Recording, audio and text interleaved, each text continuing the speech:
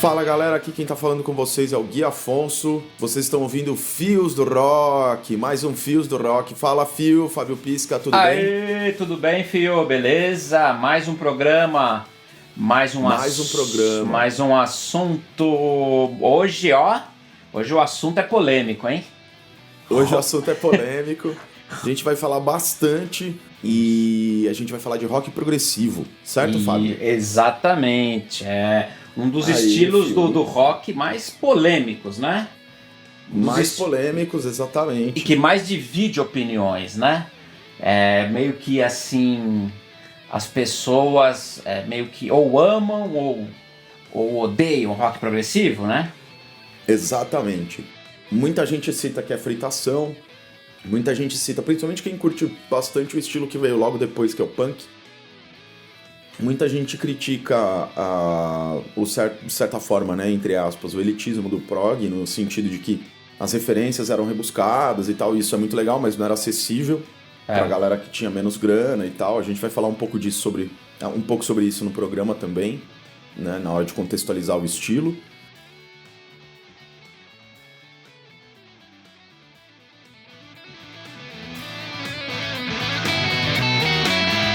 Pra que todo mundo entenda, né, filho? O que a gente tá chamando de rock progressivo é o termo clássico mesmo, que é usado pra definir as bandas ali da primeira metade dos anos 70, né? King Crimson, Yes, Pink Floyd, Emerson, Lake and Palmer, Gentle Giant, Jethro Tull, The Nice, Procol Harum, UFO, um monte de banda aí que entra nesse termo guarda-chuva rock progressivo, que pode ter várias caras. Hoje em dia a gente tem representantes mais pesados, que o pessoal chama de metal progressivo, né? Isso. Caso do Tool, caso do Dream Theater e outras bandas, Periphery e outras bandas nesse estilo. Mas a gente chegará lá. Não vai ser a questão desse programa aqui. Esse programa a gente vai focar nos anos 70, né, Fio? Exatamente, que é o auge, né? Do rock progressivo clássico, né? Vamos dizer assim, né? Do que ficou conhecido como rock progressivo. É a década de 1970. Exatamente. E o prog é um estilo muito importante porque ele deixa uma série de influências para bandas que vêm depois. Por isso que é importante a gente dedicar um tempo para ele, assim como a gente dedicou um tempo para tudo aquilo que a gente viu, de certa forma, que teve uma influência muito forte em vários gêneros musicais que vieram depois. O prog também vai ter as suas influências e ele também vai, digamos assim, guiar boa parte do pensamento e composição, assim, por meio dos anos 80, dos anos 90 também, mesmo que seja com menos bandas. Então por isso que a gente vai dedicar um tempo para falar disso. Legal, é isso aí. Maravilha. Vamos que vamos, então. Vamos que vamos.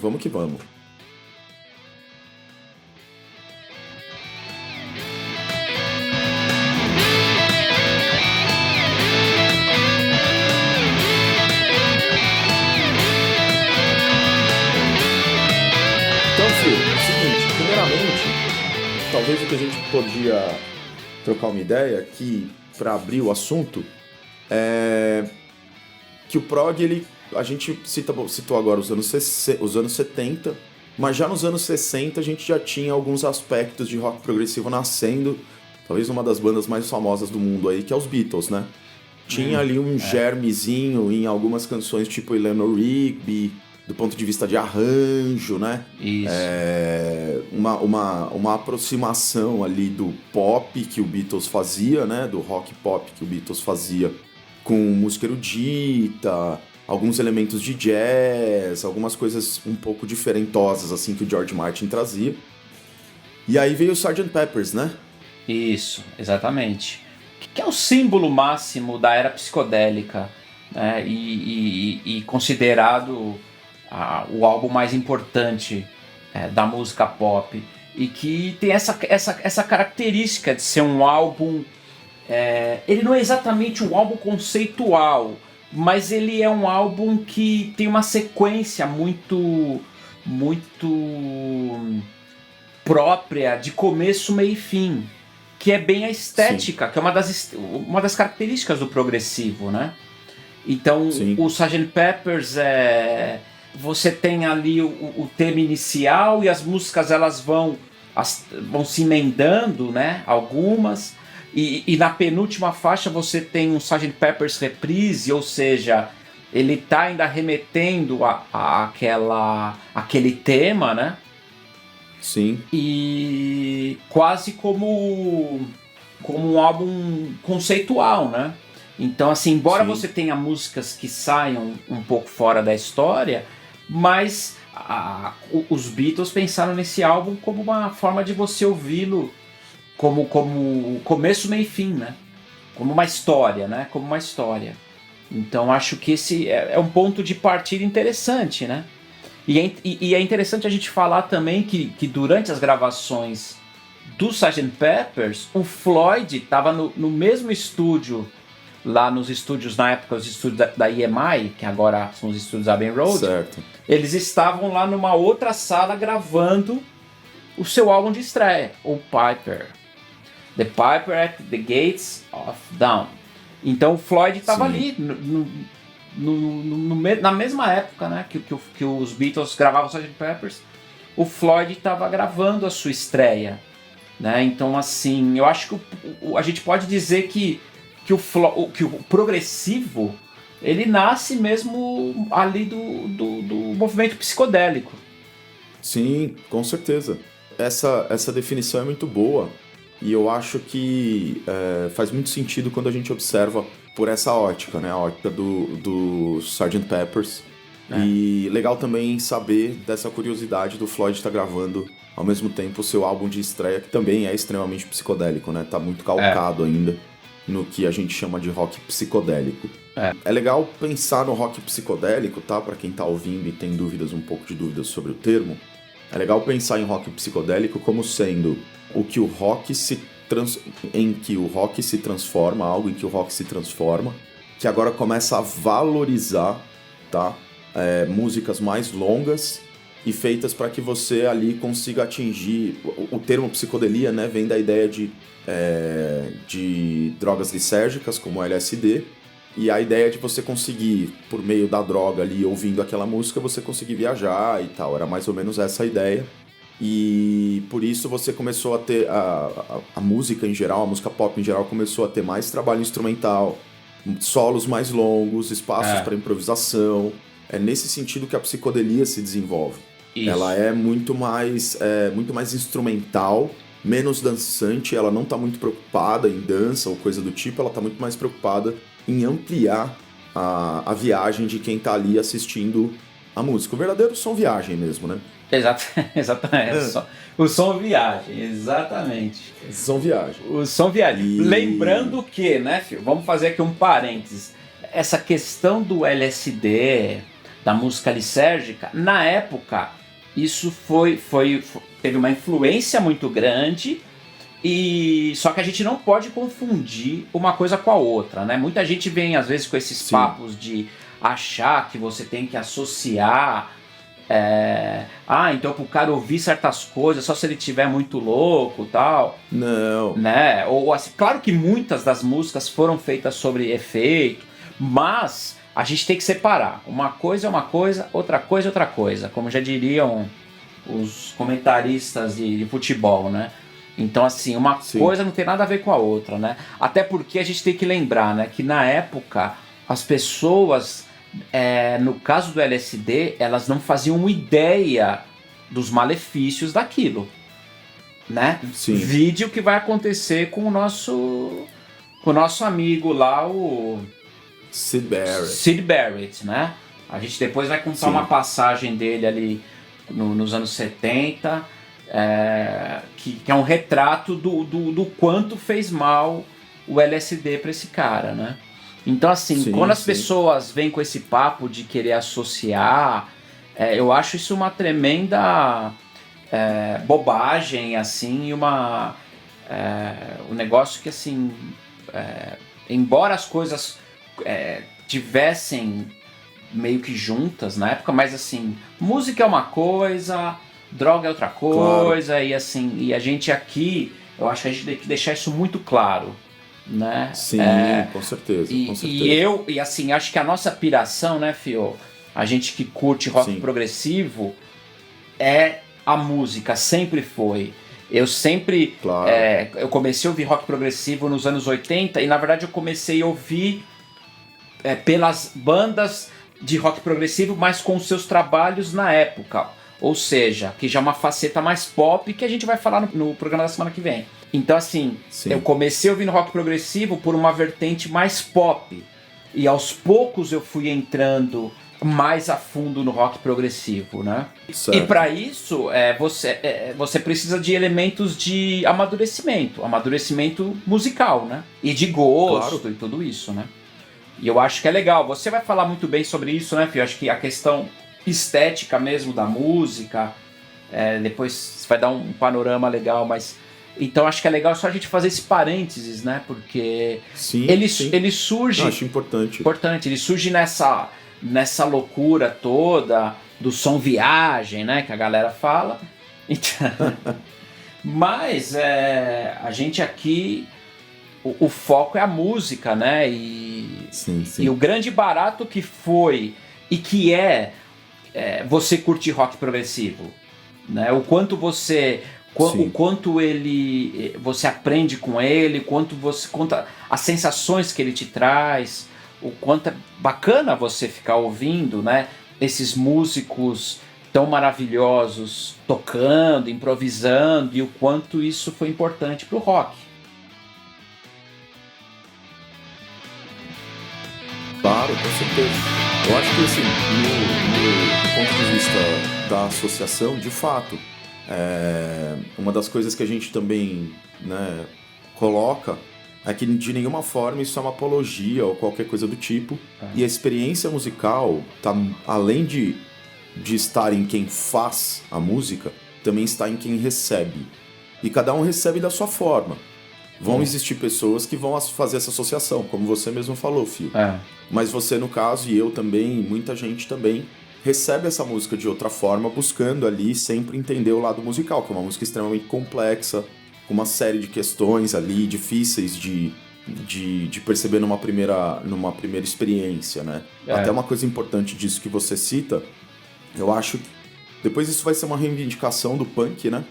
Isso. Mas o rock progressivo é quando ele começa a existir, quando a gente começa a ter associações. Por isso que o A Whiter Shade of Pale do Procol Harum é tão importante, eu diria, uma música dos anos 60 que ficou muito famosa, atingiu os topos da parada, ela é de 1967, e ela tem um órgão clássico por trás, a la Bach, enquanto eles cantam uma melodia super pop, assim, mas... Enfim, quem tiver interesse vai ouvir, uma música muito interessante para entender ali os primórdios do progressivo. E eu tenho uma tese minha, vê se você concorda comigo ou não, Phil, que é a seguinte: quando a gente tem o desenvolvimento de um estilo musical que é cheio de referências, a galera que vai curtir aquele estilo, de certa forma, ela precisa entender aquelas referências. Né? Então vamos pensar que na hora que os caras do Procol Harum sentam pra tocar e eles colocam, sem querer, querendo, digamos assim, não tô falando que eles colocaram de forma intencional a referência lá. Vamos supor que é porque eles acham bonito colocar um órgão por trás de uma galera cantando, beleza, tranquilo. Eles colocam eles fazem esse arranjo e colocam esse órgão e trazem esse elemento de música erudita pro trabalho que eles estão fazendo. As pessoas que vão ouvir e captar aquela mensagem e entender, tá, beleza, eu entendi, eles tiraram essa referência lá da música erudita, o cara talvez não precise saber que é do bar especificamente, ou do barroco especificamente, ele só sabe que a referência vem da música erudita. Tipo, já ouvi isso em, sei lá, madrigal em inglês, por exemplo, que cantam em algum lugar que eu já fui, beleza. Esse cara, em comparação com o cara que não tinha acesso a esse tipo de recurso, tipo o cara de Birmingham, que morava numa cidade industrial, que não tinha bosta nenhuma de música ou arte, que era super restrita à população industrial que ela tinha, e a música pop inglesa que rodava nas rádios. Essa galera de Birmingham, vai receber de uma outra forma o Procol Harum. Com certeza. E na hora de ouvir ali, não vai entender o bar. Isso. Essa galera vai ouvir e vai falar assim, cara, legal, mas isso daí não conversa com nada da minha realidade. Nada. É só música bonita. Eu posso achar bonita, eu posso achar legal, eu posso achar que ela me move, E beleza, eu posso curtir por conta disso e tudo bem, mas ela perde esse significado estético que ela tem pro cara mais elitizado, que teve ali acesso a uma cultura mais, né, um pouco maior por conta de escola, o pai pôde pagar uma escola melhor, ou o cara frequentou alguns lugares que os pais frequentavam e os pais tinham esse passado de música erudita porque, sei lá, a mãe estudou piano quando era mais nova, por conta da família que pôde pagar, coisas nesse sentido. E outra, o prog, ele é essencialmente inglês, isso é importante dizer. Ele é muito conectado à música inglesa mesmo, inglesa. E a música europeia também, né, Fio? Acho que... Música europeia também, né? Música europeia também, até porque o prog, ele, no geral, ele vira uma atitude, né? Ele sai da Inglaterra, ele vai pra França, ele vai pra Alemanha, ele vai pra outros países. Itália. Inclusive chega aqui, o aspecto prog tá muito presente em Mutantes. Isso. Tá muito presente nos Novos Baianos, enfim. Ele cruza muitas fronteiras, né?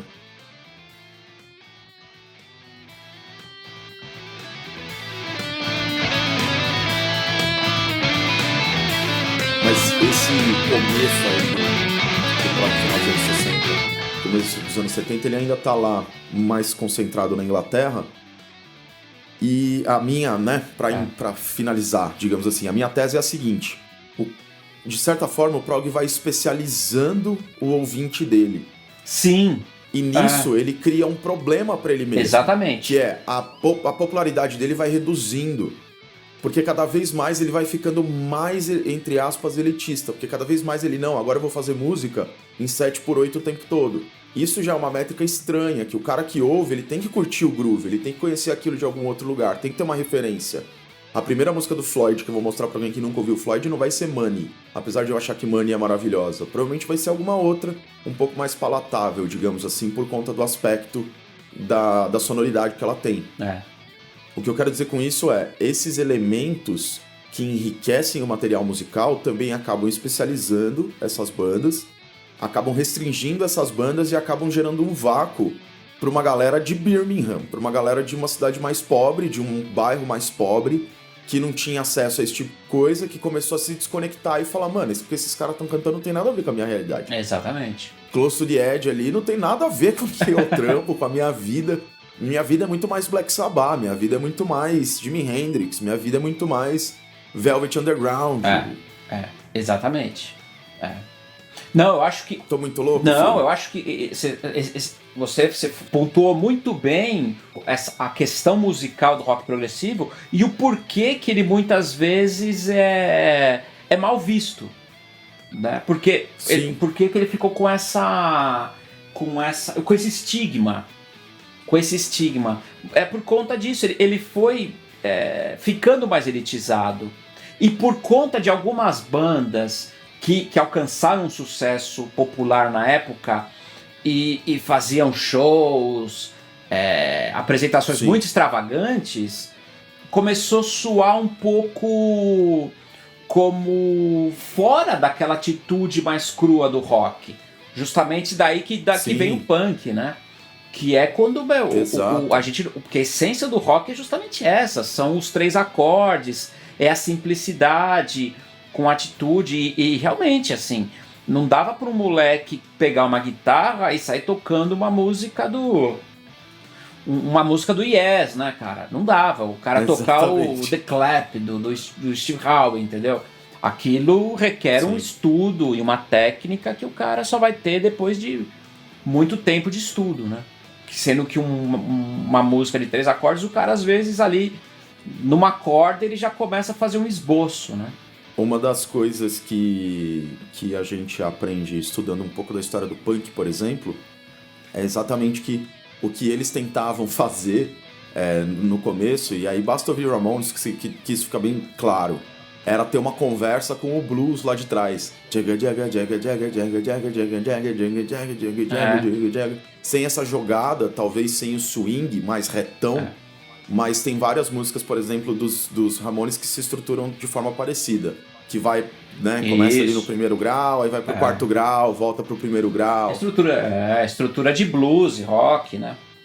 Exatamente. Então é bem interessante isso e é legal observar também que o diálogo do prog é exatamente outro.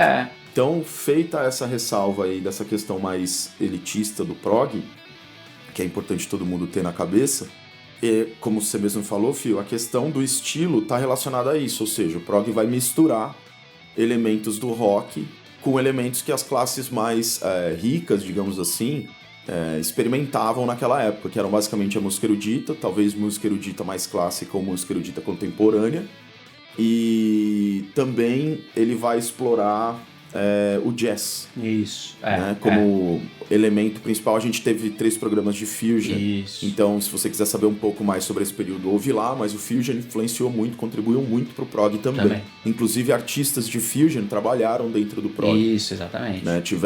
Fizeram álbuns de progressivo ou trabalharam com bandas de rock progressivo. Um exemplo é o Alan Holdsworth, que lançou em 78, se eu não me engano, o primeiro álbum do UK junto com o Bill Bruford. É um álbum extremamente prog, ainda que com os elementos pop, mas extremamente prog e tal. Isso, exatamente. Maravilha. E é isso, né, filho? E lembrando aquilo, né? Uma coisa não anula a outra. Não anula. Às vezes as pessoas quando vão discutir música, acaba virando aquela discussão meio futebolística, né? De sim. torcida. E que justamente a gente aqui no Fios do Rock... Não existe isso aqui. Não existe isso aqui. Então, assim, pra gente o rock progressivo é tão maravilhoso e tão bacana de ouvir como um punk, como blues, como rock. Exato. Pô, é demais você... Exato, pra gente, eu adoro. Pô, você ouvir um disco do Yes... É tudo música. É, tudo música. E você ouve um dia você tá você tá naquele... a fim de ouvir um Close to the Edge, quer prestar mais atenção. Sim. E tem dia que você tá na pegada Ramones. Então, né... Exatamente. Estado de espírito, uma coisa não anula a outra, né? Você não tem que ficar... É que, assim, esses estigmas, eles foram sendo criados muito por conta da crítica musical... no decorrer dos anos, né? Então, assim, vai se criando essas divisões. E o que acontece? Aqueles caras que às vezes não conhecem, nunca ouviram e querem dar uma né? O cara chega, pega o bonde andando e quer sentar na janelinha, o cara vem com aquelas frases de efeito, não, porque o prog é chato, não sei o que lá. Tudo bem, mas assim, às vezes o cara não ouviu, é tudo uma questão... Voltando ao que você disse, quanto mais informações você vai buscando e você vai se interessando com relação à música, você vai entendendo muito melhor essas questões, né? Claro, com certeza, com certeza. O importante o prog é um estilo que ele não é muito de primeira paixão à primeira vista. Não é. É muito difícil isso acontecer. Até você ter um certo domínio do estilo. Exatamente. Eu me lembro que a primeira vez que eu ouvi o Close to the Edge foi esquisitaço, mas a primeira vez que eu vi o Freehand do Gentle Giant, que eu já tinha ouvido muito prog depois, foi maravilhoso e eu tive uma experiência única da minha vida, um dos álbuns que mais significou pra mim numa primeira escuta. Recomendo aí todo mundo, depois a gente deixa aí nas sugestões. Mas isso é importante também dizer, ele não é um estilo que de primeira você vai se apaixonar, é preciso ir... e continuar empurrando e continuar tentando, porque até hoje, isso é uma coisa muito legal que eu converso muito com os meus alunos a respeito, né, de jazz, assim, as pessoas que gostam de jazz também geralmente falam isso, mas que eu converso muito com os meus alunos que independente do número de vezes que você ouça, sempre tem uma informação nova e interessante para você absorver. Exatamente. Então, não interessa quantas... Por isso que você sempre tá aprendendo, né? Você sempre tá renovando a tua escuta, você sempre tá tipo, nossa, não tinha reparado nisso, olha que interessante. Exatamente. Sempre tá descobrindo coisas novas. Por isso que é importante, o prog premia muito a escuta repetida dos trabalhos. Premia muito, muito. Dá um prêmio muito grande, a recompensa é muito grande. Exatamente. Porque você a cada vez vai aprendendo com cada escuta. Exatamente. É uma escola, realmente, né? Isso que é muito bonito do prog. É muito legal. Isso é muito legal, né? Você vai descobrindo... Eu, cara, escuto rock há, sei lá, quase 40 anos e eu tô descobrindo bandas Desde ainda, sempre. e principalmente bandas de progressivo. Sim. Então isso é maravilhoso, né? Na música, né? Isso é uma coisa... Isso é a coisa bacana da música, que é um estudo que ele não tem fim, né? Não tem fim. É uma coisa que os músicos vão entender muito bem, É. quem for músico e estiver ouvindo. Geralmente o pessoal que não é músico às vezes não saca muito isso.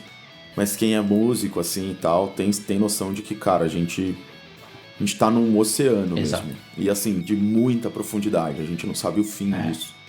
É muita coisa, tem muita coisa pra ouvir, muita coisa interessante. Até pra citar essas referências que a gente tá falando. Pode falar, Felipe. Não. É isso mesmo que só mesmo falando isso que você estava comentando, porque no final do programa, quando eu for indicar os discos, eu vou justamente vou indicar discos que sejam indicados para quem quer se iniciar no assunto. Sim, né? sim. Eu vou dar essa... Com Porque certeza. assim, realmente, você tem que ir aos poucos. E claro, em cada pessoa vai bater de um jeito, né? Tem gente que cai de cabeça e pira nisso. E tem gente já que não gosta, né? Mas assim, os fãs de rock progressivo são fãs muito fiéis, né? Basta você ir em qualquer show. Cara, é muito interessante e muito legal, assim, que é um pessoal que curte o som da época e curte até hoje. E assim, os caras vão no show pra prestar atenção nos caras tocando a música. E, Exatamente. cara, não é ir no show e ficar fazendo selfie, entendeu? Exato. A galera não... o pessoal não faz ideia. Então assim, a galera fica pirando nos caras tocando aquele instrumental de 20 minutos. Então, cara, só entende isso quem viveu, né? Quem viveu e acompanha isso. Então é muito bacana, assim. Mas eu acho muito legal. Não, e é mesmo. Acho que o prog tem bastante a ensinar aí. E é legal porque, assim, uma das coisas que a gente citou aqui por alto, mas agora eu gostaria de me aprofundar um pouquinho, é a relação do prog com o psicodélico, né? A gente falou do Sgt. Peppers. Eu me lembro de de ler uma anedota sobre o Robert Fripp, o guitarrista do King Crimson, falando sobre a importância do Sgt. Peppers, que foi quando ele percebeu, ele estava no carro, dirigindo, botou o Sgt. Peppers para ouvir, tava enchendo o saco dele para ele ouvir. Ele ouvia, tipo, sei lá, Tchaikovsky, essas coisas. E aí ele botou pra ouvir e ele ficou maravilhado, assim. Aquilo bateu uma inspiração na cabeça dele. Ele falou, cara, da hora, dá pra fazer isso aqui, eu vou fazer isso aqui. Que legal. E é isso que fez com que, quando a gente fala, né, que o prog tem esse início, é porque é o King Crimson que estreia, digamos assim, dentro do conceito de prog rock com o In the Court of the Crimson King, né, de 69. Lá no Summer of Love, bem ali nos momentos do Woodstock, porque a gente citou isso nos festivais, quando a gente estava falando de Beatles e Stones. O show do Hyde Park, que acontece em 69, em agosto de 69, se eu não me engano, isso, né, filho? Não sei se é agosto o agora. O show que acabou virando... o Stones at the Park. Que foi 2 ou 3 dias depois da morte do Brian Jones, acabou virando um tributo ao Brian Jones, né? Certo. A gente comentou desse show, e ele foi o show onde o King Crimson apresentou quase na integridade esse álbum In the Court of the Crimson King. Eles estreiam ali, né, Phil? É a estreia deles praticamente, né? Sim. A estreia deles é ali. A primeira vez que eles fazem aquilo ao vivo e tal, na frente de uma galera.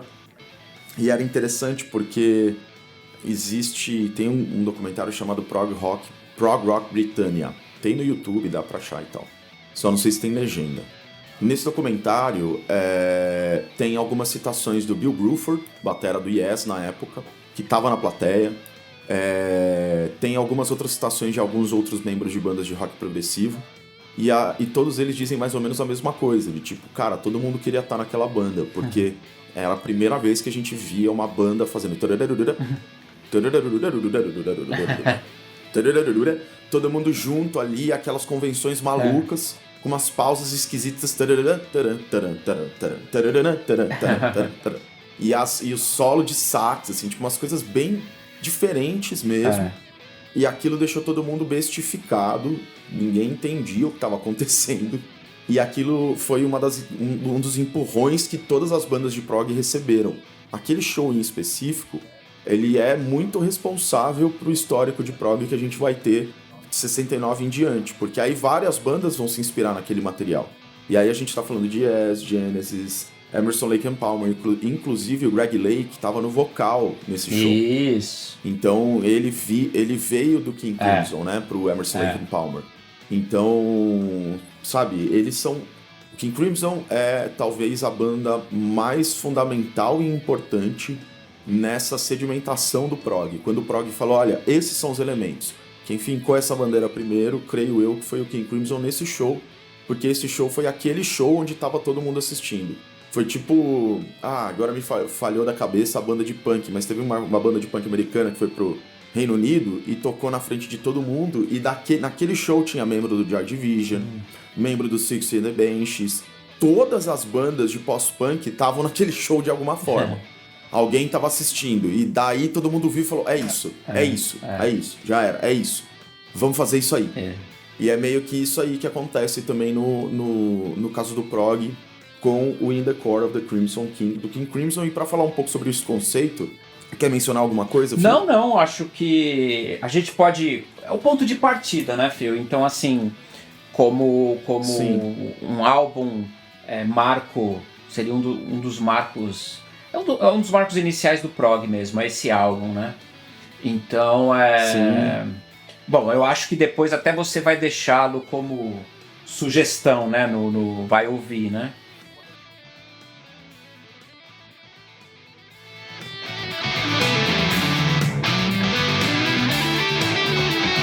Uma das dicas que eu dou para as pessoas sempre é o seguinte: tem uma outra coisa muito importante para falar do prog. Por que esse álbum é tão importante para a história do prog? Eu vou falar o que eu penso, Phil, você complemente aí, por favor, tá? O que eu penso é o seguinte: esse álbum é tão importante porque, vamos pensar na época, não existiam CDs, eram vinil, isso, né? Tudo vinil. Então os encartes eram grandes, relativamente grandes, né? Isso. O vinil é grande. Então os encartes eram grandes também.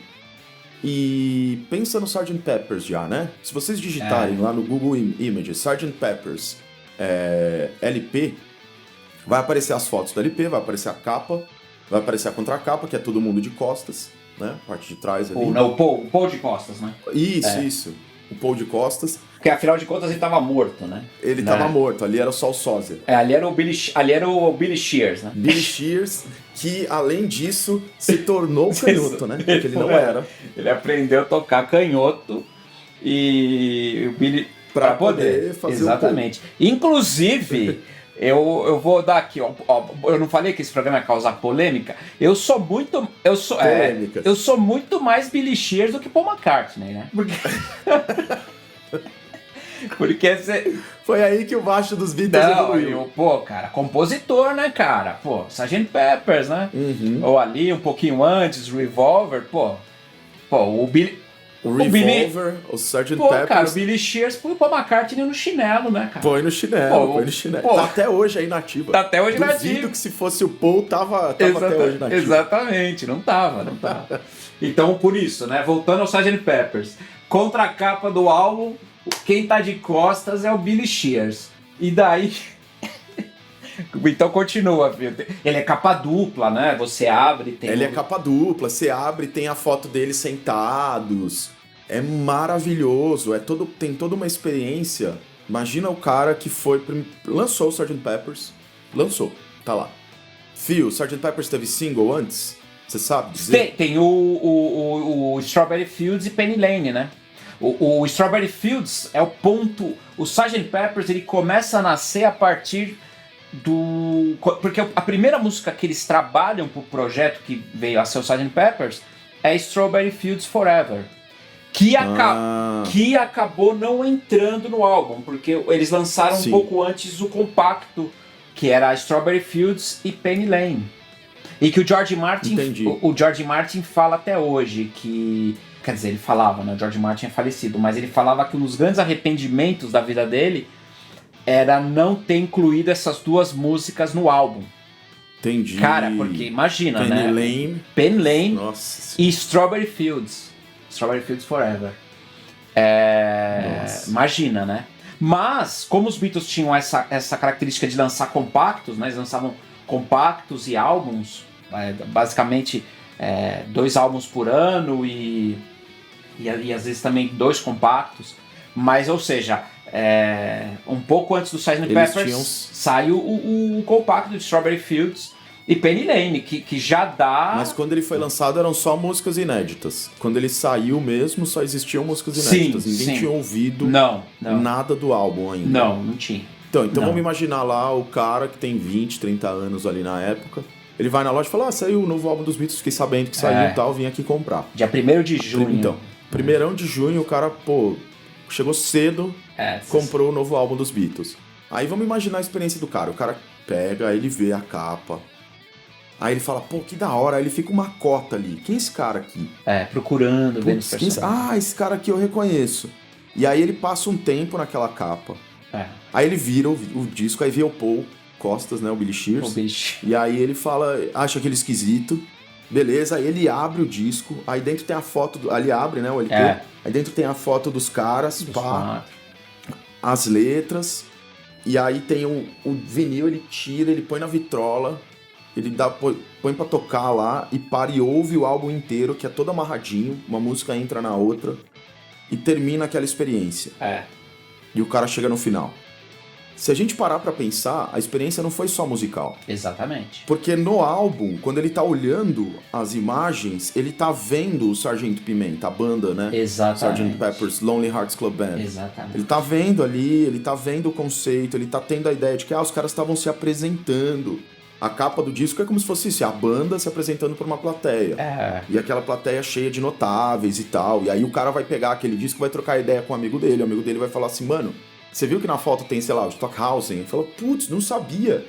O cara tal, ele olha lá, é mesmo, olha aí, o cara.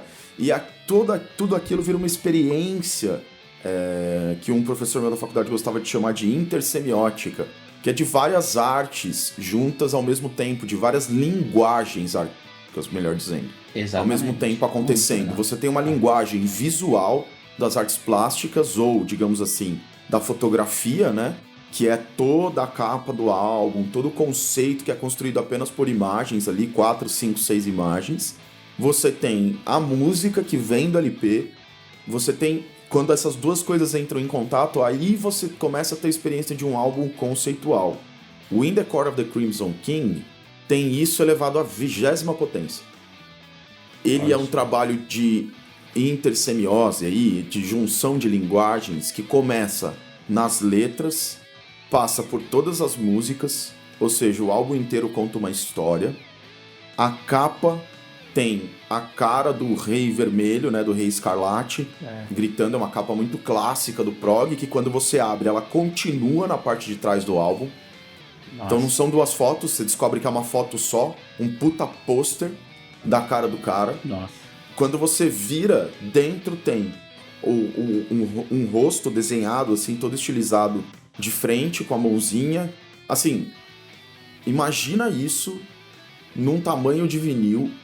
É realmente uma obra de arte. Você está lidando com uma obra de arte visual quando você compra aquilo. Exatamente. E aí musical quando você ouve aquilo. Isso. E as coisas se unem, se juntam na nossa cabeça. E é isso que o King Crimson faz, que todo mundo... E aí junta-se a isso, perdão. O Sgt. Pepper já tinha influência de música erudita e de jazz, mas junta-se a isso a virtuosidade e o aspecto técnico da música e extremamente referenciado. Enquanto os Beatles faziam algumas referências a jazz e música erudita, todas as músicas do In the Court of the Crimson King têm referências a essas duas linguagens, todas. Certo. Não tem uma que você não consiga tirar algum aspecto ou elemento disso. Não. E as referências são muito diretas, né?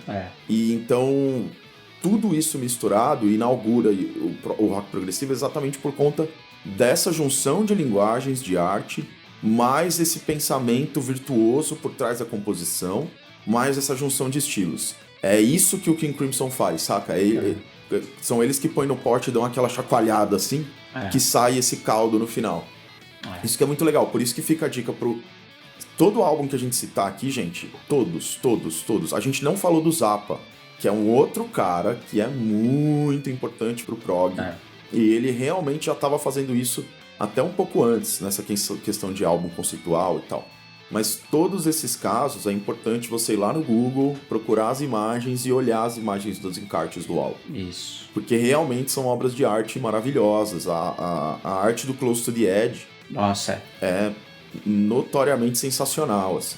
o Yes, né, quando começa a trabalhar com o Roger Dean, que era um... Roger Dean que fazia as capas. A partir do... Sim. Acho que ele começa a partir do Fragile, não é isso? Sim, sim. A partir do Fragile que é o Roger Dean começa a fazer as capas. Então, assim, o Yes... Sim, no The Yes Album ainda é uma foto. Ainda é uma foto. O Fragile que tem a Fragile, pintura lá do planeta. Isso, então...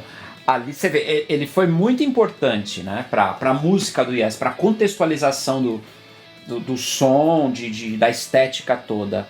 Que era você ficar olhando, né, ficar olhando aquela capa e viajando no som, no sentido mesmo de curtir toda essa... Isso sim é a viagem, né, de você estar ouvindo o som, absorvendo aquela informação...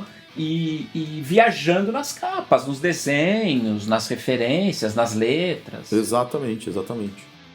Então é isso que é sensacional e precisa ficar para as pessoas. É importante lembrar que nós estamos falando de uma linguagem que começa a sua existência numa época sem internet. Exatamente. Sem CDs, onde só se tem o vinil. É. E como a galera só tem aquilo, a galera usa até a última gota. A galera espreme e usa aquilo até a última gota. Então todo canto do vinil é trabalhado.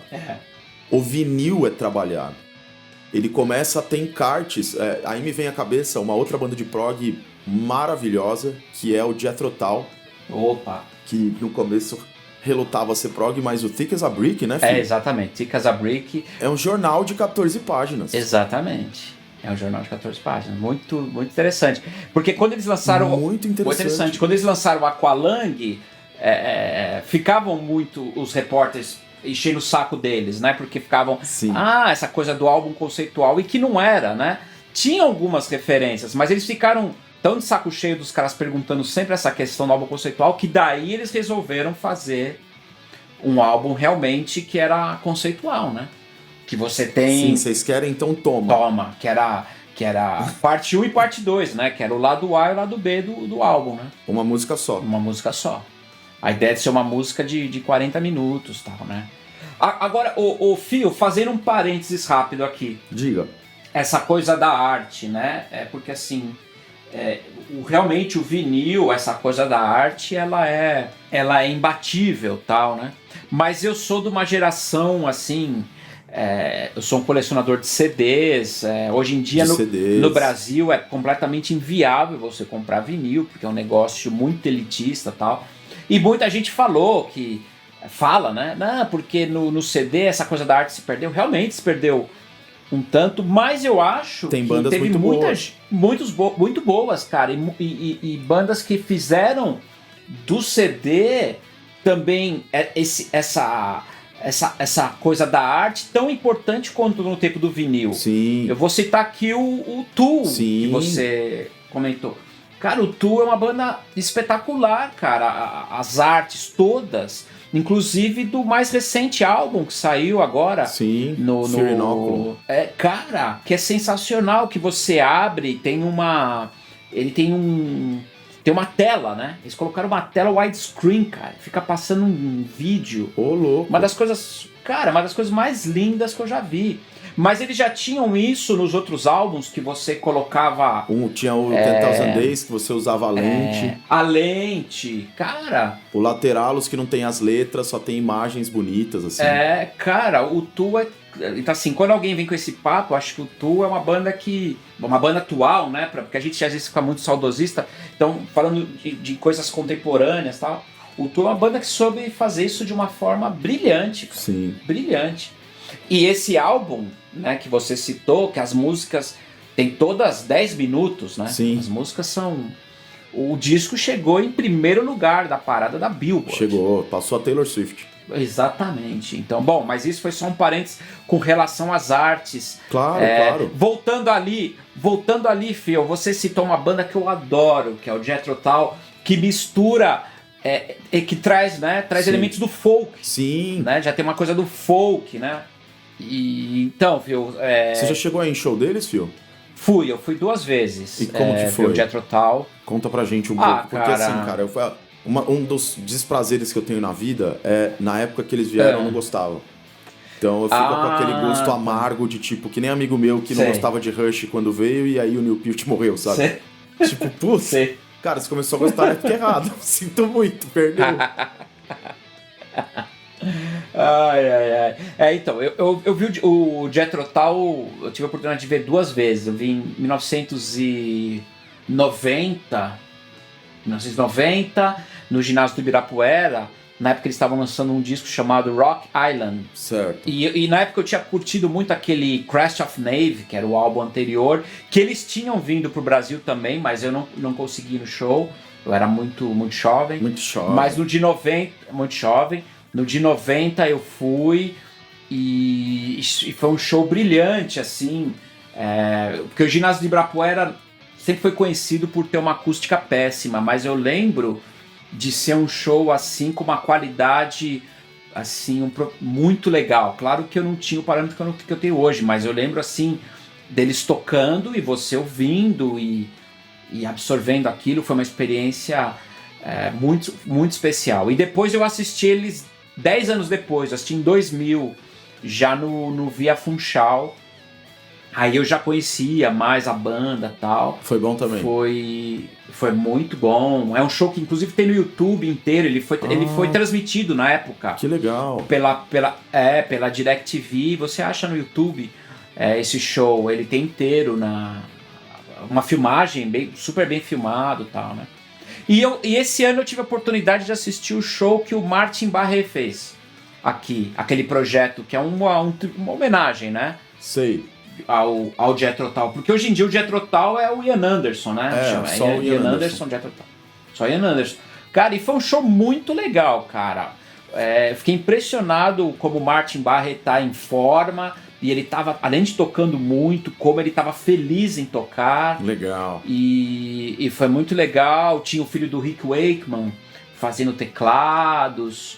Então foi o Dee Palmer, né, que era o integrante, né, dos anos 70, que fazia os arranjos, também participou. Ah, que legal. Participou. O Barrymore Barlow estava escalado inicialmente, é um cara que eu gosto muito, mas ele acabou, por problemas de saúde, não conseguindo vir pro Brasil. Tal. E esse show foi um dos últimos shows, foi um pouquinho antes aqui da quarentena, né? Da pandemia aí, de parar tudo, cancelar tudo. Acho que foi nem 15 dias antes. Foi um dos quase que esse show não acontece. É cancelado. Mas foi muito interessante esse show. Então o Jethro Tull, assim, tive essas 2 oportunidades, assim, mas é muita classe, né? Os músicos são muito bons. Muito bons, coisa fina. Legal. Então, assim, a gente falou aí de King Crimson, né? Nesse começo. Isso. Aí a gente já citou de bandas mais recentes. Yes, Jethro Tull. A gente falou lá atrás do Floyd. O Floyd é uma banda interessante, tá? Porque o Floyd é uma banda... Só pra fazer um parênteses aqui. Muitos críticos citam a ideia de proto-prog, que seria aquele prog que já tem elementos de progressivo, já tem contexto de progressivo, mas ainda não é.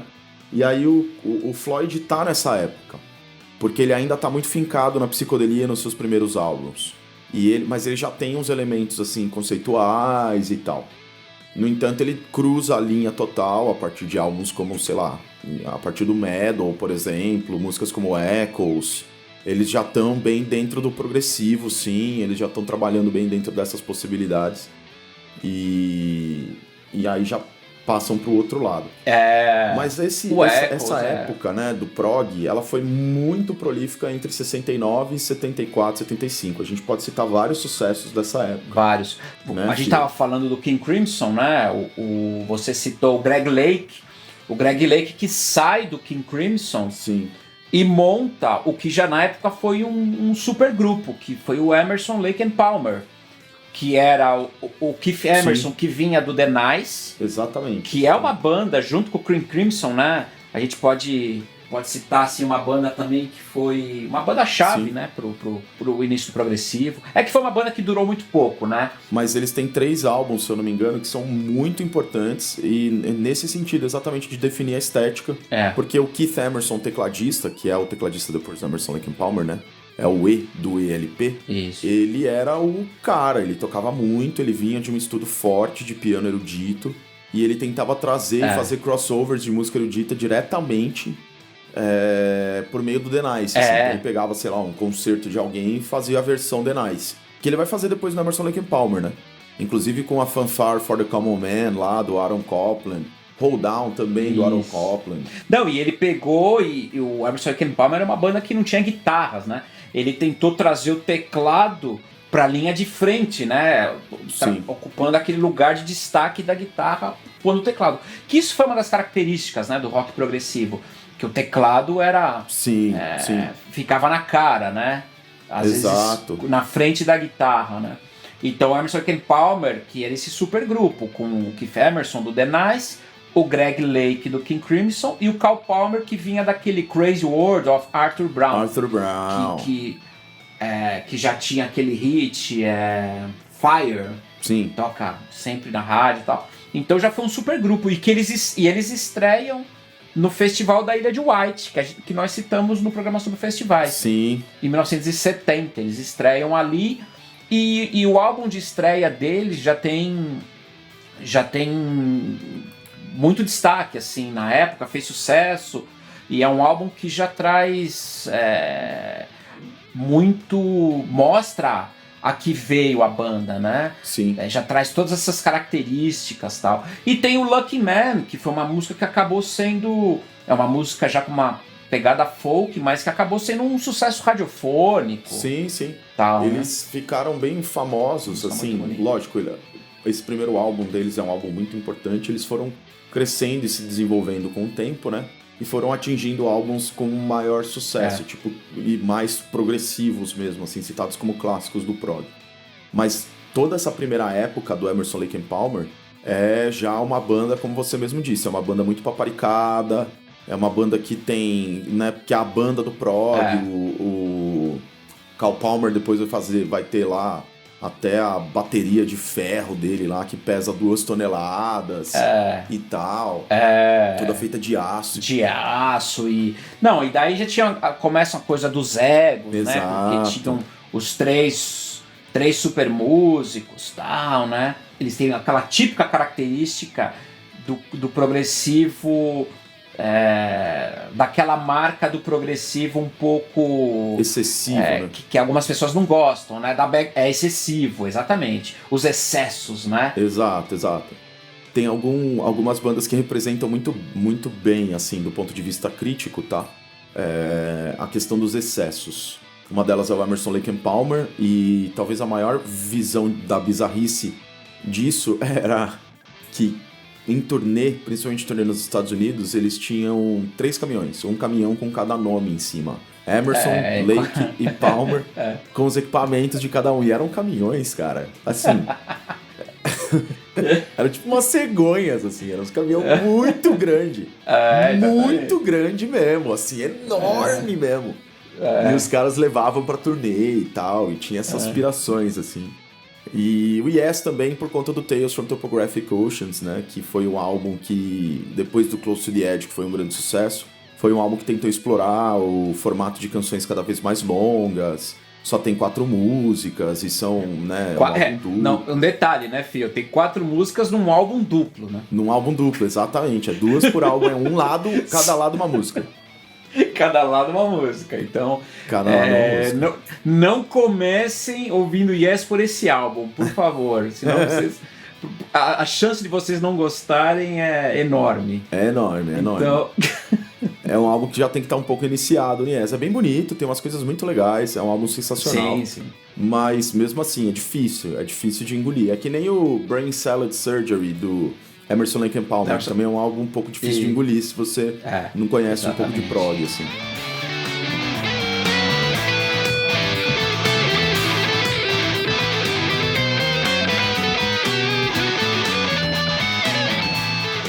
Galera, espero que vocês tenham gostado do programa aí. Infelizmente a gente teve um pequenino problema de edição e aí o final desse episódio está cortado com as recomendações que a gente tinha dado. No entanto, eu deixo aí de lembrança para todo mundo que a gente citou um montão de banda durante essa 1 hora de papo que a gente teve nesse primeiro episódio de rock progressivo e tem um monte de indicação para vocês. É só ouvir o episódio aí e pegar as principais bandas que a gente citou. E, bom, a gente encontra vocês então num próximo programa, no programa número 10, em que a gente vai continuar a história do prog. Se preparem. Valeu, gente. Um grande abraço para todo mundo e tchau. Falou!